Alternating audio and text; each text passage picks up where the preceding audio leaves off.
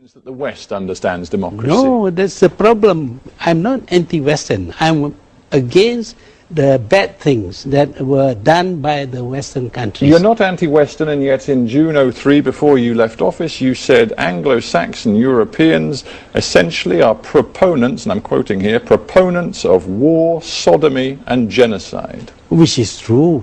You must admit. But you're not anti-Western. I'm stating the fact. This is their character.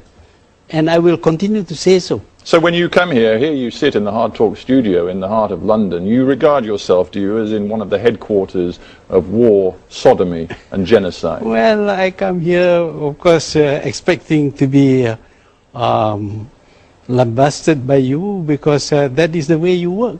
Well, I'm not lambasting you at all. I'm trying to tease out whether you believe it was a mistake for you to use this sort of language, because you clearly cut yourself off from any sort of meaningful dialogue with the West when you used these words. The Europeans used to call us the lazy Malays, incompetent Malays, untrustworthy Malays. We couldn't say a thing about you. So when I was in a position to say what we think about you, and I said it, and you don't like it, when you said it to us, you expect us to like it. We didn't like it, but we had no way of making our voices heard. I'm just wondering how you feel about democracy. Of course, in the world since 9/11, the United States and a coalition of partners led by the United Kingdom have talked a lot about spreading democracy. Do you believe in democracy? If you look at the history of the West, they come up with all kinds of ideologies.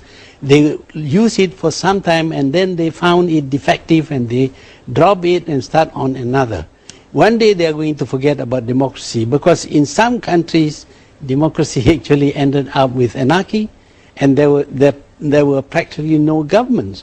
It's not a system that can fit everybody. You must have a certain understanding of the limitations of democracy in order to make it work. Is that why you were not a Democrat? Why you, in the end, did behave like a dictator? Well, that is something that the West would like to say about me. I'm a dictator. Well, I'm just quoting your own words from 2002. You said, it's good governance people need. You said, feudal kings, even dictators, have provided and can provide good governance. That is very true.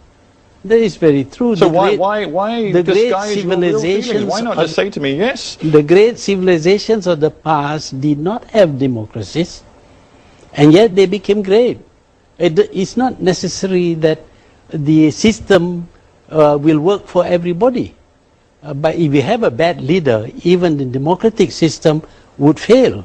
You must remember that it is a democratic country which dropped atom bombs, killing 200,000 people. How do you think the Malaysian public will respond to you saying, look, you know what, democracy isn't the best system, and in fact dictatorship can often work better? I went through 5 elections, and I won all the elections with a 2/3 without a majority. free press, locking up many of your opponents. That you go again about locking up many of my opponents. Who were they? I don't know how many times I have to tell you that I've studied the Human Rights Watch reports, the Amnesty International reports, studies from the State Department, from the Canadian government. These are biased reports. The first thing I did on becoming the Prime Minister in 1981 was to release political prisoners who were detained by my predecessors, 22 of them, including many members of the opposition. And the 1984 press law, which required newspapers to get a new license every single year, made it very easy. Made it very easy for you to quieten them down, didn't it? No, it is there. It has always been there. The press law has been there because you toughened we it up live in in a country. 1984. You know you did. Oh no, I didn't. I didn't do that. But I don't know where you get your information from. But the fact is that we have a multiracial country. And if we are not careful, there will be racial flare-ups. And you look at most of the countries with a multiracial population, they are never peaceful.